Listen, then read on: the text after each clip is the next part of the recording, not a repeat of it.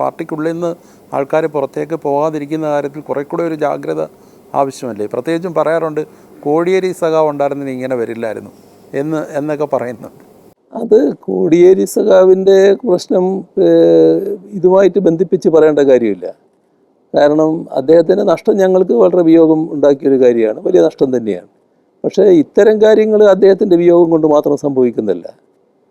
അത്തരം കാര്യങ്ങളിൽ അദ്ദേഹം ഉണ്ടായാലും വേറൊന്നും ചെയ്യാൻ കഴിയുമെന്ന് ഞാൻ ചിന്തിക്കുന്നില്ല. കാരണം അതിന് മറ്റെന്തെങ്കിലും കുറവുകൾ സംഭവിച്ചിട്ടുണ്ട് എന്ന് കാണുന്ന ഒരാളല്ല ഞാൻ. യഥാർത്ഥത്തിൽ പ്രശ്നം കോടിയേരിയുടെ ഇല്ലായ്മയല്ല. കോടിയേരിയുടെ ഇല്ലായ്മ ഞങ്ങളെ പൊതുവിൽ ബാധിച്ചിട്ടുണ്ടെന്നുള്ളതിൽ തർക്കമില്ല കേട്ടോ, അത് ഒരു സംശയമില്ലാത്ത കാര്യമാണ്. പക്ഷേ ഇതൊരു വരുന്ന മൂല്യച്യുതിയാണ്.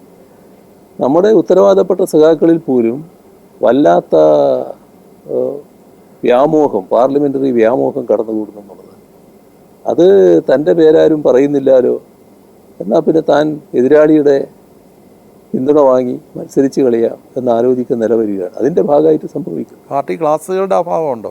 പാർട്ടി ക്ലാസ്സൊക്കെ വേണ്ടതിലധികം നടക്കുന്നുണ്ട് ഇപ്പോൾ. അതുകൊണ്ട് മാത്രം ഇതിനെ നേരിടാൻ കഴിയുന്നില്ല എന്നുള്ളതാണ് അനുഭവം. ഇവരെല്ലാം പാർട്ടി ക്ലാസ് നടത്തുന്നവരുമായിരിക്കും. പാർട്ടി ക്ലാസ് കൊടുക്കുന്നവർ തന്നെ ഈ നിലയിലേക്ക് മാറുന്നു എന്നുള്ളതാണ് ഇപ്പോൾ വന്നിട്ടുള്ളത്.